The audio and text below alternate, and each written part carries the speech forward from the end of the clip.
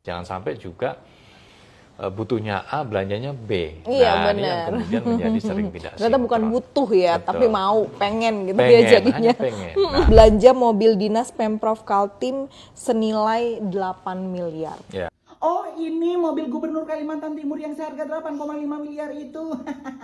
Sama aja, Pak. Sama kol diesel, sama L300. Kalau lewat jalan-jalan berlumpur, ngesot-ngesot, mungkin lebih kuat truk, Pak. Kenapa nggak beli truk aja sekalian, Pak? Bukannya benerin jalannya, malah benerin kehidupannya, benerin kemewahannya, benerin gengsinya, biar dilihat ada marwahnya. Benerin dulu tuh jalan, Pak, baru benerin gaya hidup Bapak. Malu sama rakyat, Pak, rakyat yang milih Bapak. Jalan rusak berlumpur kayak gitu nggak diaspal, malah ngaspal tempat duduknya. Aduh, Pak, malu sama rakyat. Aduh, gubernur kayak gini nggak usah dipilih lagi lah, mementingkan kehidupan pribadinya daripada kehidupan rakyat. 8,5 miliar itu sudah bisa bangun jalan, Pak. Itu bisa bantu rakyat miskin, Pak. Bapak ini, aduh, nggak tahulah. Ini bulan puasa saya mau ngata-ngatain. Aduh, kalian aja yang ngata-ngatain dah. Ayo kata-katain, terserah kalian orang Kalimantan Timur. Mobil dinas seharga 8,5 miliar. Ini yang lagi viral, mobil dinas Gubernur Kalimantan Timur. Gak main-main harganya ini. Bukan 500 juta, bukan 750 juta, bukan 1 miliar. Mobil dengan harga di atas 1 miliar itu sudah kategori mewah. Dan itu hanya pengusaha yang bisa. Orang-orang biasa kelas menengah ke bawah rata-rata punya mobil harganya 500 juta. Fortuner misalnya sudah cukup bagus, cukup gagah, harganya paling mentok 650 juta. Lah kalau gubernur jor-joran dengan alasan nantinya itu akan dipakai operasional gubernur sebagai ibu kota Nusantara, gak ono kaitane. Tentu yang harus dipahami, Indonesia kondisi ekonomi belum baik-baik saja. Masing-masing provinsi ekonomi masyarakatnya juga belum mewah, belum sejahtera sepenuhnya. Tentu tidak elok ada seorang pemimpin, ada seorang gubernur punya mobil operasional seharga 8,5 miliar. Apakah ini mobil anti peluru, mobil anti tembak, anti nabrak, atau dioperasionalkan robot? Wis. Ayo teman-teman kita viralkan konten ini sebagai bagian dari kritik. Setiap pemimpin, entah itu bupati, wali kota, gubernur, menteri, presiden pun harus punya mobil operasional, ya, tetapi tentu yang tidak harus mewah.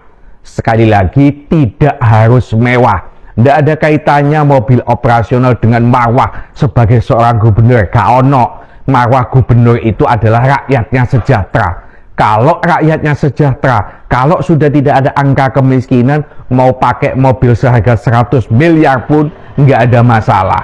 Tapi ketika masih banyak orang miskin, ayo sebagai pemimpin hidup biasa-biasa saja. Mobil operasional yang biasa 500 juta cukup, maksimal 1 miliar. Ojo 8,5 miliar.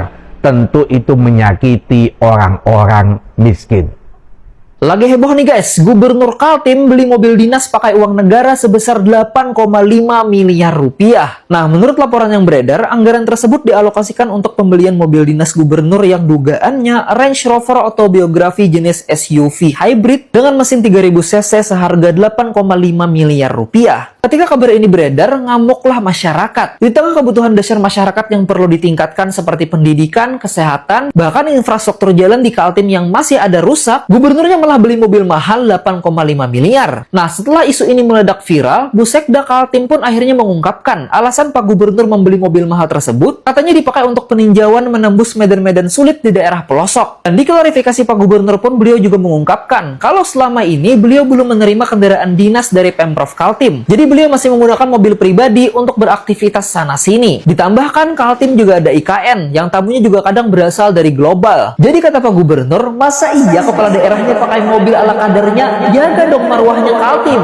Nah, gimana tuh pendapat kalian? Khususnya warga Kaltim nih, jika kalian yang jadi gubernur, kira-kira uang 8,5 M tersebut kalian pakai untuk apa? Apakah tetap beli mobil atau ada hal yang lain? Coba tulis di komen. Di tengah kebijakan efisiensi anggaran yang dilakukan pemerintah, Gubernur Kalimantan Timur Rudi Masud menjadi sorotan publik telah melakukan pengadaan mobil dinas gubernur senilai 8,5 miliar. Ia menyatakan pembelian kendaraan dengan spesifikasi tersebut telah sesuai dengan ketentuan dalam peraturan Menteri Dalam Negeri. Rudi menyatakan pengadaan mobil dinas seharga 8,5 miliar itu dilakukan untuk menjaga marwah Kalimantan Timur. Terkait hal itu, Komisi Pemberantasan Korupsi atau KPK menyatakan turut memantau polemik pengadaan mobil dinas Gubernur Kalimantan Timur yang menghabiskan anggaran negara sebesar 8,5 miliar. Juru bicara KPK, Budi Prasetyo, menegaskan KPK mengingatkan setiap kepala daerah, termasuk Gubernur Kalimantan Timur, agar penggunaan anggaran daerah dilakukan berdasarkan perencanaan yang matang dan sesuai dengan kebutuhan real. KPK juga mengingatkan agar belanja daerah benar-benar mencerminkan kebutuhan yang sebenarnya. Sebagai informasi, pada tahun 2026 ini,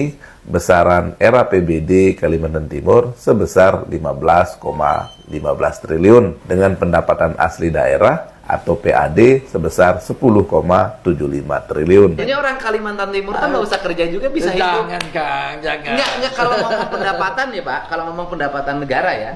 Dan kalau ngomong pendapatan negara, artinya kalau dari sisi pendapatan itu dibagikan dalam setiap rumah saja. Benar. Sebenarnya cukup. Sudah cukup. Iya. Kita kalau ngomong fair, cukup.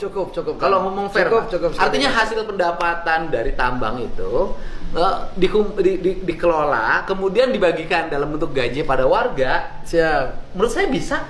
Cukup. Karena penduduknya cuma 4 juta, Pak. Setuju Kang. 4 juta itu kalau per kepala keluarga berarti kurang lebih 1 juta kepala keluarga. Ya. 1 juta kepala keluarga kalau tiap bulan dikasih 5 juta rupiah, Ya. jadi 5 juta kali 5 triliun. hanya 5 triliun. Cukup nggak, Pak? Cukup. Cukup. Makanya kemarin tuh waktu ngobrol-ngobrol, Iya. saya bilang pembandingnya adalah Jawa Timur itu APBD-nya 28 triliun. Penduduknya 10 kali lebih banyak daripada Kalimantan Timur. Ini APBD-nya ya bedanya 24 triliun pada waktu yang kemarin. Tapi penduduknya cuma 4 juta. Jadi logikanya seharusnya bisa. Dan ini yang sebenarnya Pak Rudi ini yang pengennya dorong ke situ. ya, Pak Bu. artinya kan ini mah Logika dasar. Iya, betul. memang kita ingin orang kita kreatif, Iya. gitu kan. Orang kita ini inovatif, visioner. Tapi kita juga harus menghargai bahwa rakyat kita di Kalimantan Timur itu sudah dikasih anugerah Luar biasa. oleh Allah sumber daya yang melimpah. Kalau dia menjadi manja juga wajar. Karena dia lahir di atas tumpukan emas. Mas hitam. Mas hitam kan? Nah, kalau misalnya orang Jawa kerja keras juga wajar karena dia lahir di daerah yang sudah berkompetisi sangat tinggi dalam wilayah yang sempit. Sempit dan Makanya sumber harus daya alamnya berinovasi. terbatas. Sumber daya alam terbatas. Artinya bahwa dalam jangka pendek bisa rakyat nanti gaji, dalam jangka panjang rakyatnya disekolahin. Cocok. Yes. Dari mulai SD sampai program doktor, jurusan-jurusannya harus sesuai dengan kebutuhan masyarakat Kaltim. Jadi bisa jadi misalnya kita bikin program beasiswa masyarakat Kaltim kuliahnya di ITB. Nggak setuju. Kan kita baru buat ITB nih. Di ITB bikin khusus Sama kelas jajaran. sama Unpad, ya kan, sama Unpad. Dibikin khusus kelas, yaitu kelas mahasiswa Kalimantan Timur, eksklusif. Cocok. Kan keren, Pak? Mantap itu kan. Ya kan? Bikin kelas sesuai dengan jurusan. Cerita kemarin baru launching program apa namanya? Ya kemarin kita udah launching program Kang Dedi di Kaltim itu mulai dari SMA anak-anak kita karena kapasitasnya provinsi atau gubernur itu adalah mulai dari SMA. Jadi mulai dari SMA sampai dengan S3 itu kita gratiskan anak-anak Kalimantan Timur. Jadi SMA-nya gratis, pakaian seragamnya semua gratis.